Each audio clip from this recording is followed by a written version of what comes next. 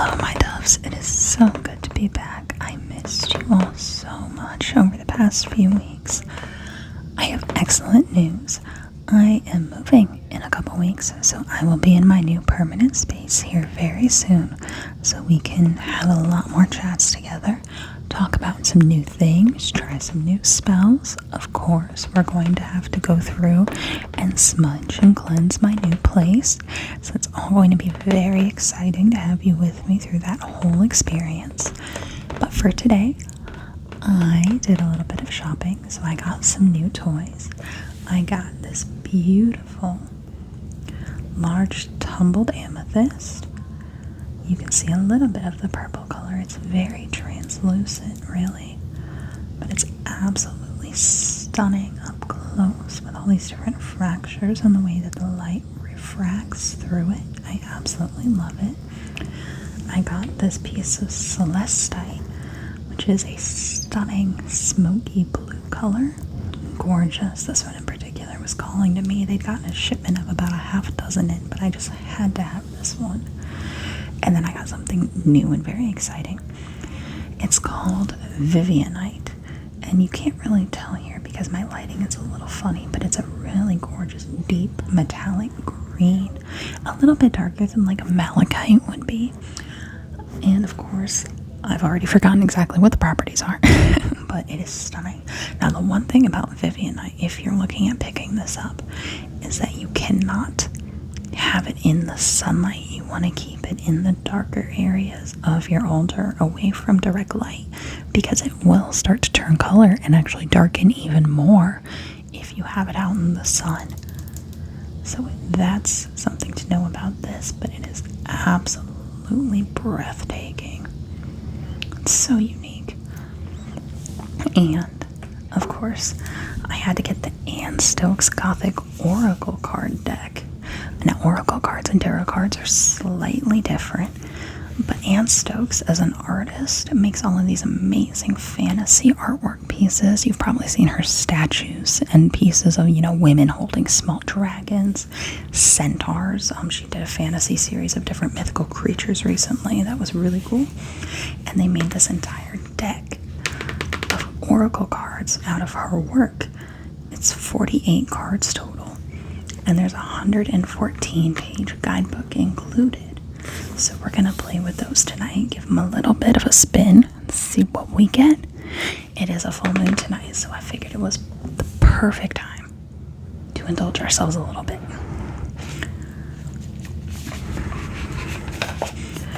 Now, I did already unwrap the cards, not going to lie to you, because when I have nails on, plastic is my worst enemy, and I didn't want you to see me fussing on camera for like 20 minutes trying to get these things unwrapped. But here is the guidebook. All of the artwork is by Anne Stokes.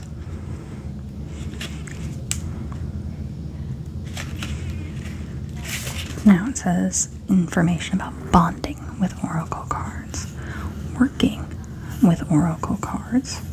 You can ask a simple question, pull an answer card. You want to be very clear with it. And you want to look at everything about oracle cards. The colors, what the characters are doing, the image, and the title. Because they are not set in stone or have prescribed meanings in the same way that tarot cards do, where there's kind of specific known interpretations of cards, like if you pull something from Wands, the answer is yes, but you have to work for it, something like that. There's different ways to read oracle cards.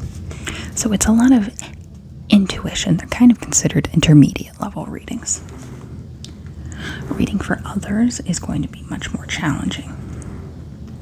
So for tonight, we're probably just going to do a very simple getting to know you card pull. So there's different spreads you can do in here. Power of 3, Dragon's Gift, the Warrior spread, and I love the artwork that they have in here. These little insert pieces that they have here with the directions. That's beautiful. And then they have a whole section on card meanings, of course, and it has an illustration to go with each card meaning. which card you're looking for. Like this beautiful unicorn. Absolutely stunning. I've been in love with her artwork for years. Unfortunately, she mostly does shows in the UK, so my chances of ever actually meeting her are kind of slim, but I can just appreciate her art from afar through the internet and through collecting things like this lovely deck of cards. But this is what we're going to be working with tonight. Oh, I love this mermaid. That is beautiful.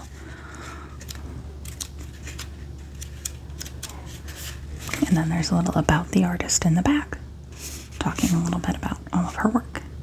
And she has a YouTube channel as well. I would definitely recommend checking her out on YouTube here. And then there's a little bit about the author of the deck, the one that wrote up the card interpretations to go with everything here.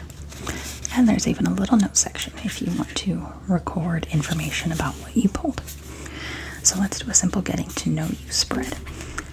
First thing you want to do is attune yourself to the cards. If you believe in purifying your cards before you work with them, you'll want to take that step before this. So if you leave them out to charge for a moon cycle, you know, with your selenite tower on top, you'd want to do that before you start with any readings. Some people do a general, cleansing first to get rid of any energy of anyone that may have handled them before them. I did buy these about a week ago, so they've been here in my room with my crystals on my desk, kind of just absorbing my surroundings and the energy that I've put into everything here. And my cat's been walking all over them, so there's that. But they're already decently here with me. One of the simplest ways to attune your cards is just take them out like this, hold them for several seconds. Feel your energy reaching out to touch their energy. Because as items of prophecy, they do have their own energy. It's a conduit of the universe trying to reach out to you. So you're not trying to replace that energy, you're just attuning it to your own energy, so it has an anchor point, if you will, to know what to look for. So we're just going to stay here.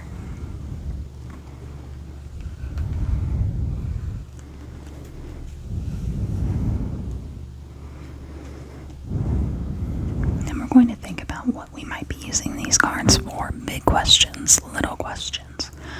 My regular tarot deck I use a lot for others if I'm wanting to get a little foresight. The readings I do for you guys, or I'm just trying to see what the universe has to offer all of us as far as general messages. I keep it very broad. So my tarot deck does a lot of heavy lifting. These oracle cards, we might do some different things with, some more targeted readings.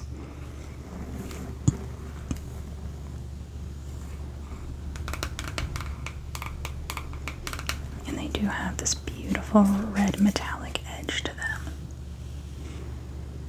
Catches the candlelight oh so brilliantly. They have a very smooth texture, a very nice feel. And they are huge. I'm pretty sure they're bigger than my tarot cards. And you've all heard me complain about trying to shuffle those, so we'll see. I can barely get my fingers around these. And I have pretty long fingers, I mean, for a lady. I mean, heck, I know guys that have shorter fingers and shorter hands than I do, so I've got pretty big hands, and I can barely get my grip around these. So we'll do the best that we can with shuffling them. It might take me a little bit longer, but we'll get there. And as always, the rule is if you drop a card, it's meant for you. It's yours. You have to use that one. I think I'm holding the deck right side up, so we shouldn't get all inverted cards. We'll see.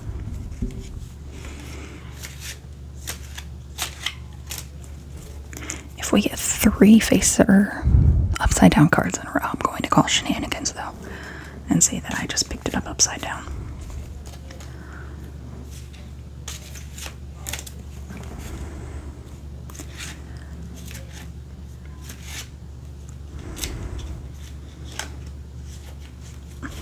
Woof, these are fun. Okay, Kim, a little bit more here. Let's try to mix these up a little more. I'm just afraid of them sticking together a little bit. But considering it's a brand new first reading, that's not going to be a problem because there's no set order that we're trying to break apart here. It's not like playing cards where they're going to pop out 1, 2, 3, 4, 5. Or, well, ace 2, 3, 4, 5, you know what I mean. Playing cards don't start with 1.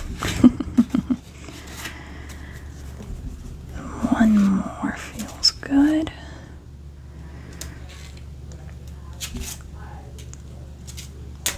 There we go. Okay, now we're going to pull 3 cards to determine the deck's energy, what the deck thinks of my energy, and what the deck feels like it wants to focus on for my readings. Hopefully something a little personal, but we'll see what we get. It may want to answer the big questions, do the heavy hitting, reach out to all of you. It may say, let me speak to them. So we'll see what we get. So first card is the deck's energy itself, how it sees itself.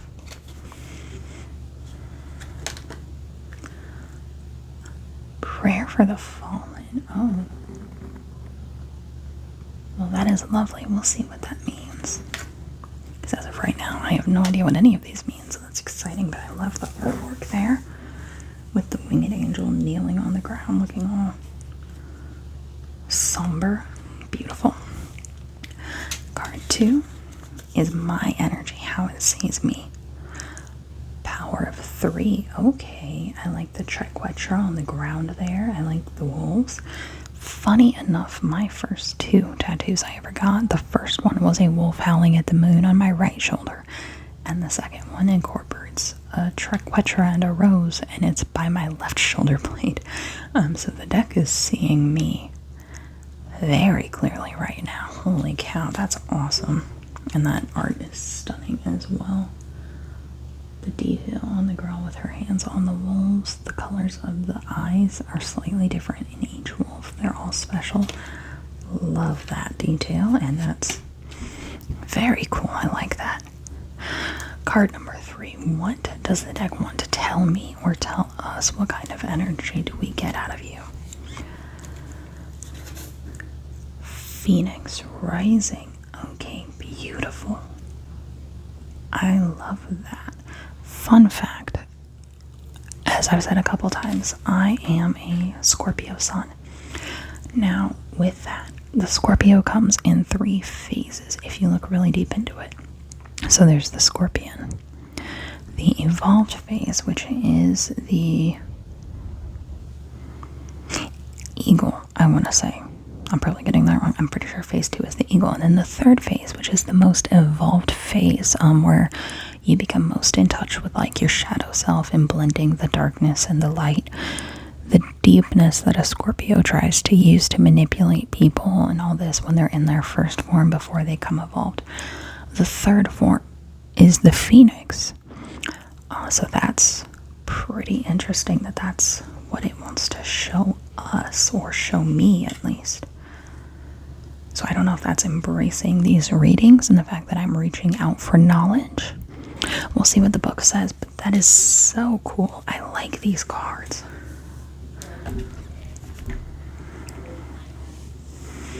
This is going to give us a really interesting read through the book here.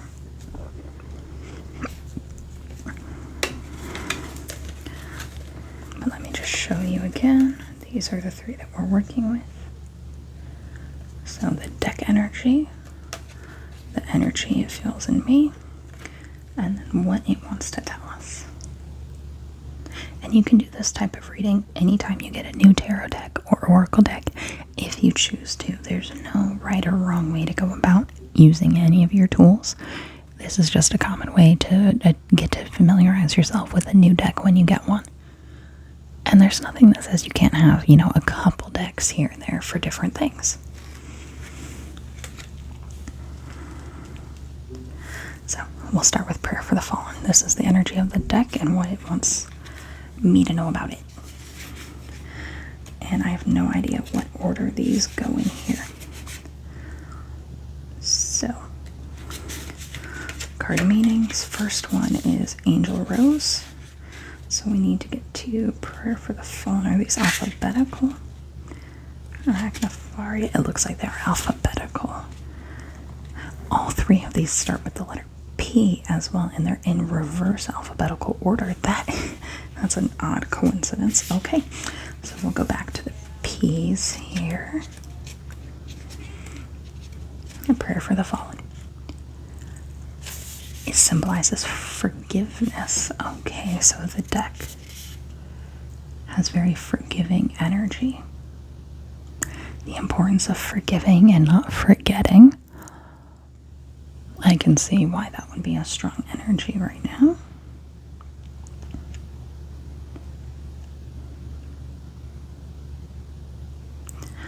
Symbolizes strengthening relationships by encouraging boundaries if the relationship is to continue, because forgiving does not mean forgetting, and it can mean using that information to better what you have.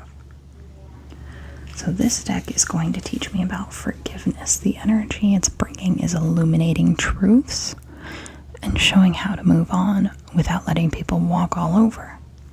So this deck has some very strong energy right out the gate. Love that so much. So this is good. Let's see what the next card, the Power of 3, has to say here. And this is what the deck is getting out of my energy now.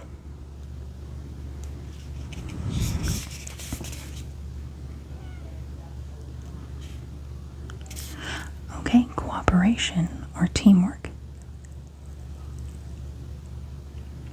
If you draw this card, it means the team is of great importance. Okay, so this, in the position it's in, the deck sees me as a teammate or as an equal partner. So this card tells me that the deck feels my energy in return and wants to work with me, which is very exciting. I'm so happy. Thank you. I appreciate that you read that in my energy and you want to work with me. Thank you very much. I appreciate that a lot. And it's also a good reminder that the strength of a group is not the strength of one individual alone, so don't put too much pressure on yourself to carry the whole workload. Good lesson for all of us, I think. Okay, last one is going to be Phoenix Rising. And that's what message the deck wants to share, the way that it wants to speak, what it wants to speak about. I'm excited because so far I'm getting really positive vibes and that the deck is very happy to be here and working with me.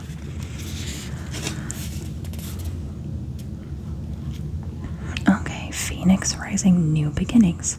Every good story has a beginning, but you will find that most, like life, are made up of many endings and starts. One cannot exist without the other. For a journey to begin, the Phoenix must leave something behind her.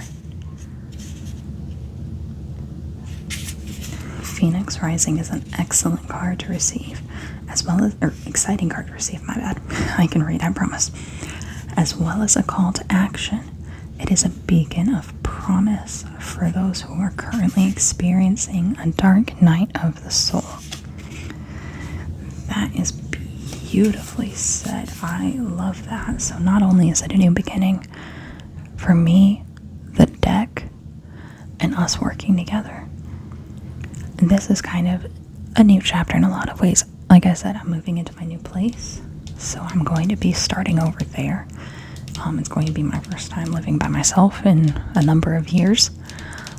So that's exciting and a little bit scary, of course, because, you know, today's day and age, living by yourself is always a little freaky. I'm going through some changes in my personal life, so new beginnings there. And honestly, when I started this channel, I wasn't sure what I was going to do. I wasn't sure what my direction was. I did the meditation videos at first and the background noise videos because I just kind of, that's what I listened to. I was like, hey, let me make some things I can fall asleep to because I'm so picky when it comes to sleep videos. So that's where I kind of started with the wave videos and the rain videos. and then progressing into the guided meditations, because I was always thinking about, well, what kind of content would help me, and I found some that were good and very helpful. And then I just kind of thought, well, you know, what do I need to hear? What do I need to listen to? And the person I was seeing at the time, for a number of years that I'm still very grateful to for a lot of things, always said, hey, I listen to a lot of ASMR. I think you'd be good at it. Why don't you try ASMR? And my whole reservation about that was, I don't want to do what other people do. I don't want to do the nurse role plays where I'm cleaning out your ears, or the hairdresser role plays where I'm brushing your hair. That's already been done. There's so many people that do such a good job at it already. I don't think that's for me. I would not hold a candle to all of the fantastic ASMR artists that are already out there doing that kind of content. So I don't know what I would do. And he said, well, you've been, playing with tarot cards and looking up different spells and stuff recently and kind of embracing that secret interest of yours. Talk about it. Plenty of ASMR artists just talk about what they're passionate about, and it comes through, and that's what makes people keep watching. So I did. I started with the spell jars and the full moon postings, and there's a few shorts that I have out there that have some of my written work and poems and such I composed on them. And now we're here doing tarot card readings, and I feel like I've kind of found myself. And I wasn't sure if I was going to keep going with this channel when my partner and I split up, so this Phoenix card is kind of encouraging me that, the journey doesn't have to be over just because I'm not with that person, and that person isn't the one encouraging me to keep doing this. I am the one doing this. These are my cards. This is my passion. And just because that door closed doesn't mean that every single thing that was associated with it is forfeit. Because I defined my life. And I loved magic and witchcraft and sorcery and tarot readings and whatever you want to call it for many, many years in the dark by myself. And being able to share it with all of you has been absolutely wonderful. And that's why I love each and every one of you so much, is because you let me do this and you care. And I feel like I have a couple hundred friends that I can be myself around. And it's so delightful. So this is just kind of reinforcing that I don't have to stop. And I am doing the right thing for myself. And if you guys like it, I will keep doing this for a very long time. And when I get my new place, hopefully I'll have a lot more room to show you a lot more cool things. I've still got my Studio Ghibli characters on standby. I've got some bouquets to make for a wedding I'm going to be in coming up, so I'll be able to just stick flowers together and wrap them and talk to you guys for a while. That'll be maybe exciting. I don't know. I've got all kinds of ideas, and I can't wait till I have my space and I can start talking with you all regularly again. So I think this has been an exceedingly successful reading. Thank you, Miss Ann Stokes, for creating the art and allowing this oracle deck to be made. It's phenomenal and very appreciated. And I will see you, my doves, in the next video. Have a wonderful night.